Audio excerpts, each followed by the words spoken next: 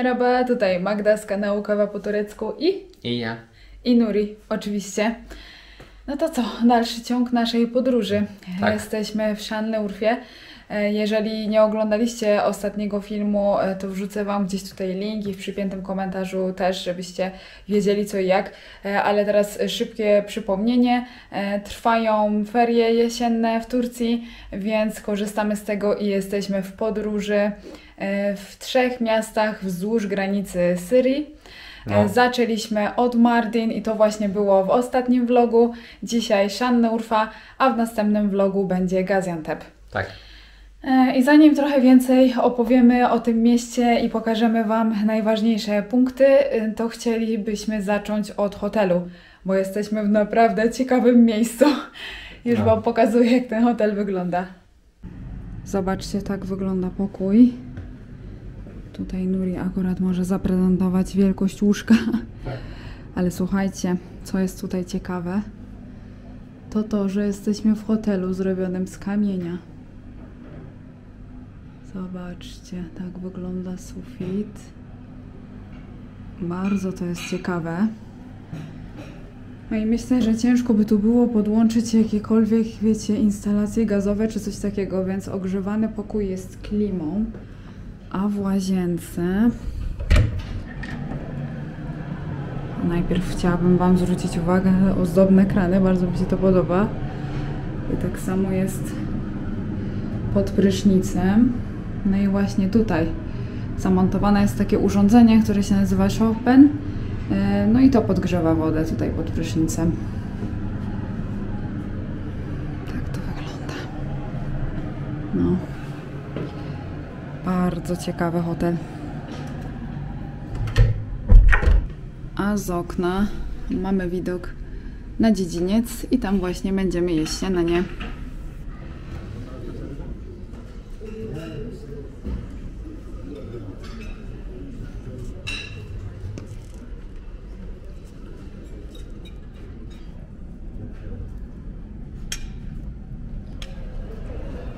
Po śniadaniu to czas teraz na zwiedzanie.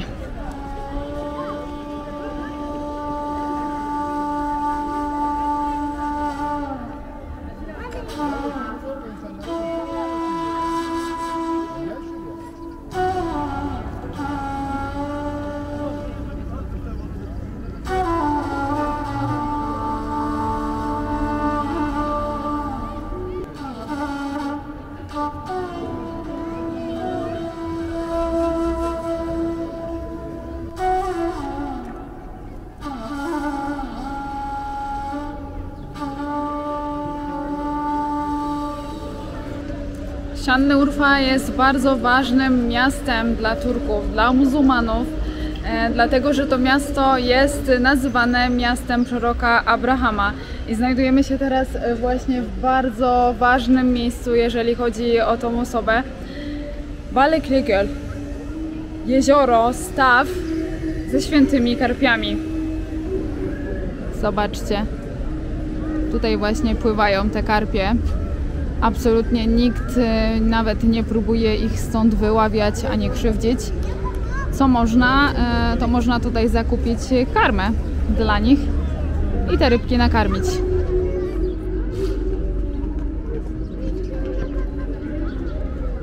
Mamy jedzonko dla rybek. Ja mam karmić? No.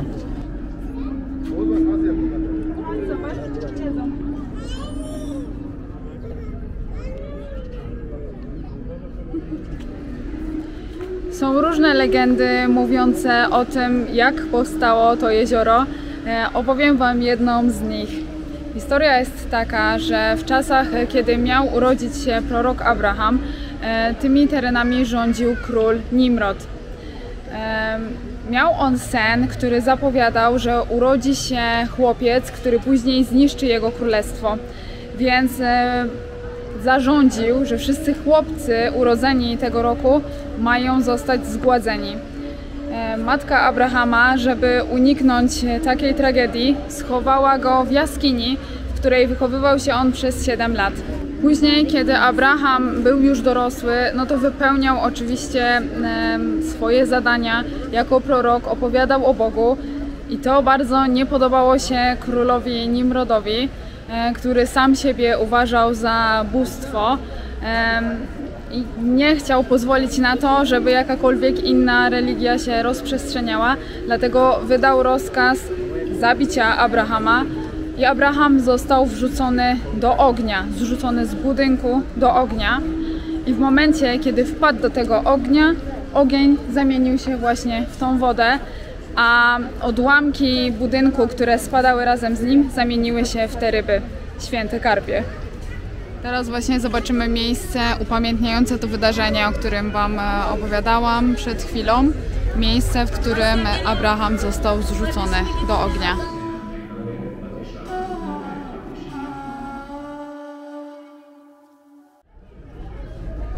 Tutaj przy okazji oczywiście biznes. Można wypożyczać tradycyjne stroje do zdjęć, kupować pamiątki.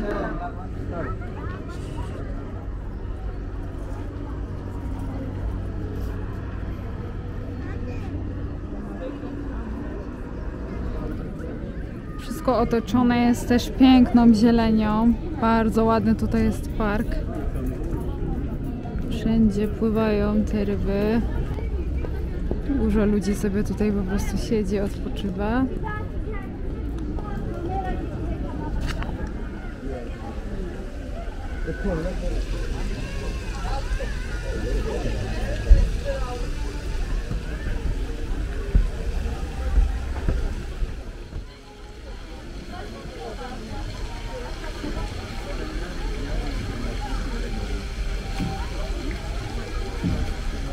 Allahu Ekber, Allahu Ekber, la ilaha illallah.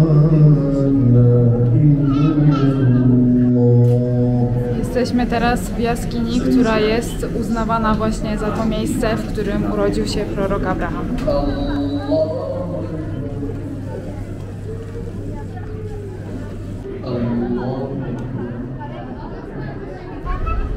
Bardzo ciekawe miejsce. No, bardzo. I myślę, że tak naprawdę to ważne nie tylko dla Turków i nie tylko dla muzułmanów. Dla wszystkich. No właśnie, to znaczy, no wiecie, dla wszystkich. No nie wszyscy są wierzący, no ale wiadomo, prorok Abraham i w religii islamu, i w chrześcijaństwie, i w judaizmie bardzo ważna postać, więc po prostu dla osób wierzących tak, ważne miejsce, myślę, i bardzo ciekawe. No dobrze, to co? Lecimy dalej do następnych ważnych punktów. Lecimy, no.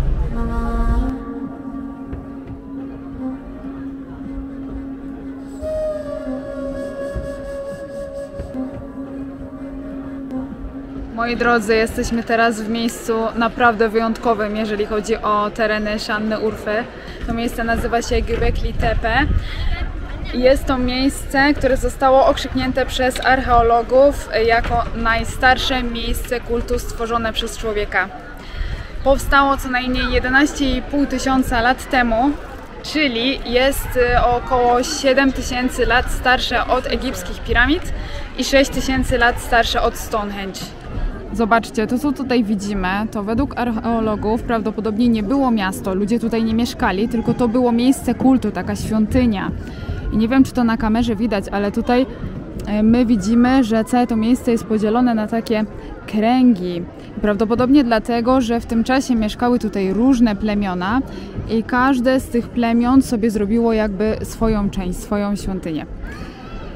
No i co tu jeszcze możemy zobaczyć? Gdzieniegdzie widać podobizny, prawdopodobnie zwierząt, tego co może mogli wtedy ci ludzie na co dzień zobaczyć. To tutaj to uwieczniali. Zobaczcie, teren jest naprawdę ogromny. Możecie to zobaczyć po tym, jak ludzie w oddali wyglądają. Malutkie postaci, więc no kamera pewnie tak tego nie oddaje, jak my to widzimy w realu, ale naprawdę ogromny ten teren. Chociaż i tak myślę, że niewiele jeszcze zostało odkryte, wiele jeszcze do odkrycia i na pewno poszukiwania będą trwały jeszcze przez wiele lat tutaj. Niesamowite miejsce. Najstarsze miejsce pokazujące historię ludzkości, a przynajmniej na razie o starszym nie wiemy. Jesteśmy w miejscu, które nazywa się Bakır Çarşısı. Tutaj bardzo dużo wyrobów z baker, czyli z miedzi, z mosiądzu, ja się na tym nie znam. Zobaczcie, takie rzeczy. Zobaczcie. Masa różnych pięknie zdobionych rzeczy.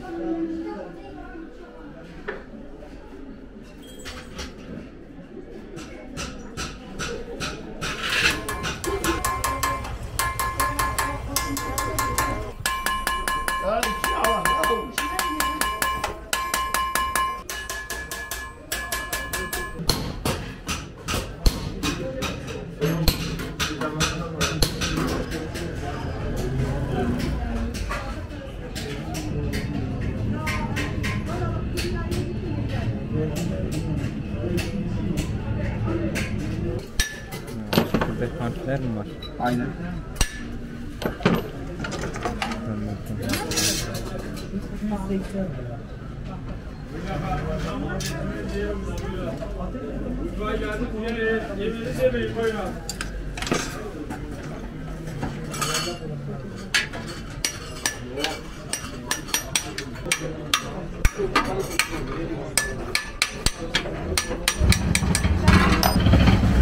To ten pan robi wszystko? Takie rzeczy właśnie powstają w ten sposób.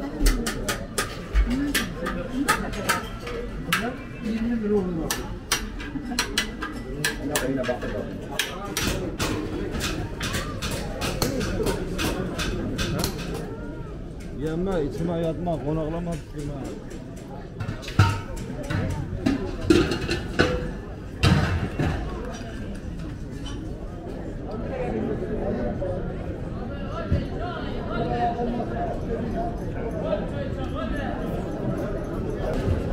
Jesteśmy teraz w miejscu, które nazywa się Gümrükhane. Jest to historyczne miejsce, które powstało za czasów sułtana Sulejmana i do tej pory funkcjonuje. I tutaj najlepiej wypić kawkę, no, jeżeli można to nazwać kawą. Kawa Menengiç, robiona z dzikich pistacji. Ja o tej kawie opowiadałam Wam w jednym z filmów, gdzie pokazywałam różne rodzaje tureckiej kawy, jak ją zaparzyć. Jak jeszcze nie widzieliście, to sobie tutaj zobaczcie. Ale teraz Wam tylko powiem, że jest to kawa naturalnie bezkofeinowa, właśnie dlatego, że nie jest robiona z ziaren kawowca, tylko z dzikich pistacji. I w smaku jest delikatnie orzechowa.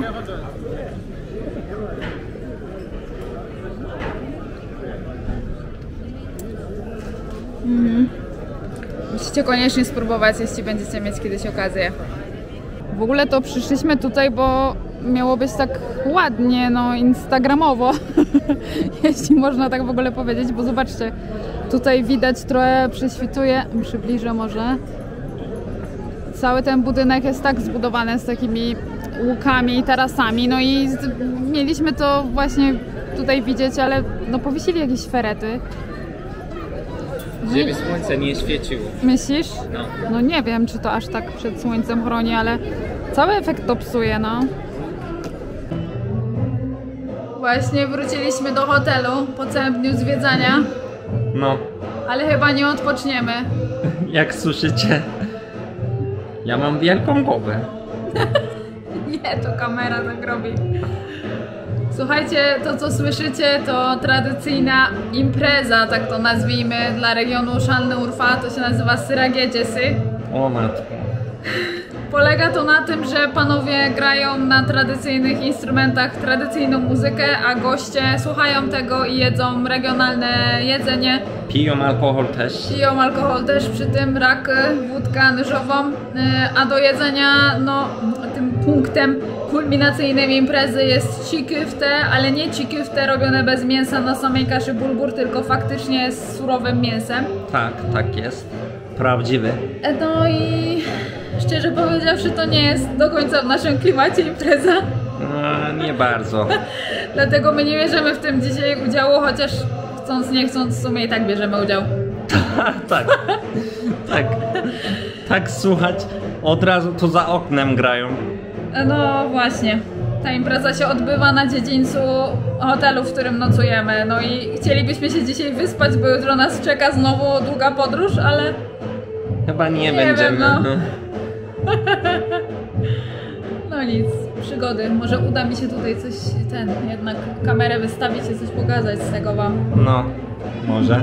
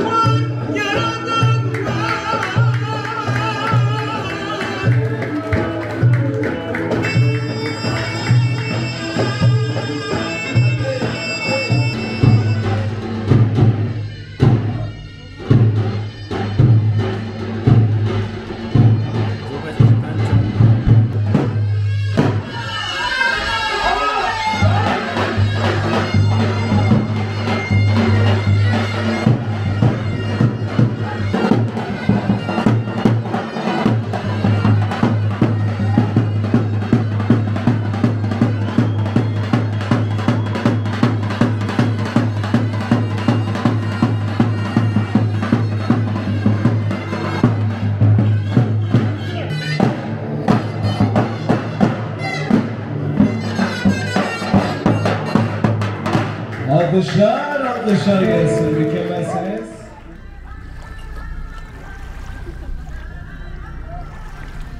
Ostatni przystanek naszej wycieczki po Şanlıurfa to Halfeti, zatopione miasto. Jedziemy na dół, pokażemy wam wszystko z bliska i tam wam opowiem, co to za miasto właśnie.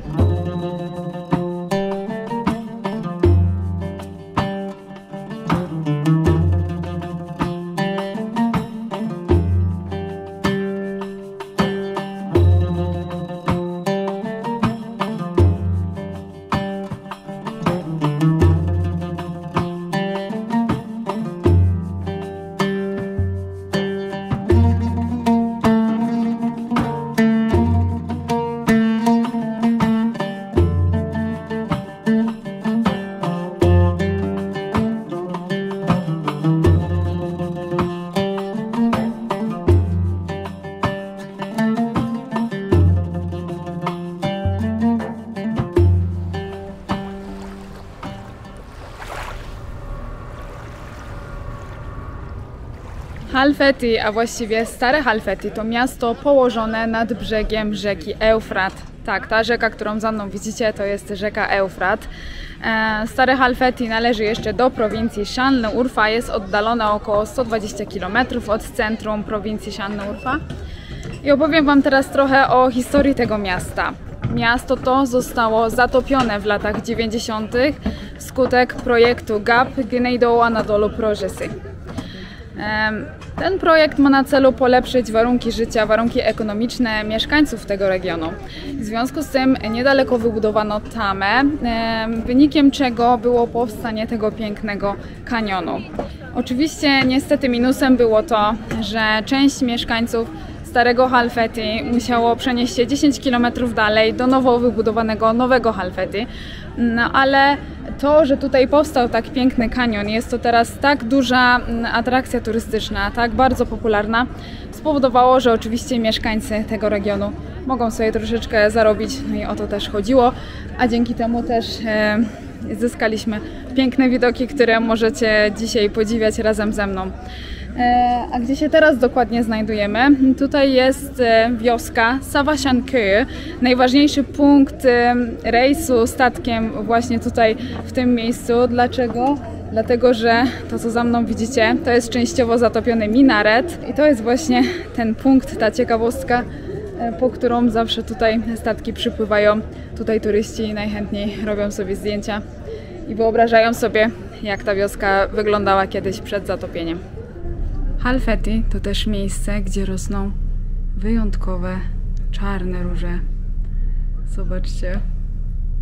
Słuchajcie, tak naprawdę one nie są czarne, tylko są tak mocno ciemnobordowe, że wyglądają jak czarne. I to nie chodzi o to, że to jest jakiś wyjątkowy rodzaj róży, to jest normalnie czerwona róża, tylko ziemia jest tutaj specyficzna właśnie przez taką bliską lokalizację rzeki Eufrat i pH tej wody w tej rzece powoduje, że te róże zmieniają właśnie barwę na tak mocno ciemną.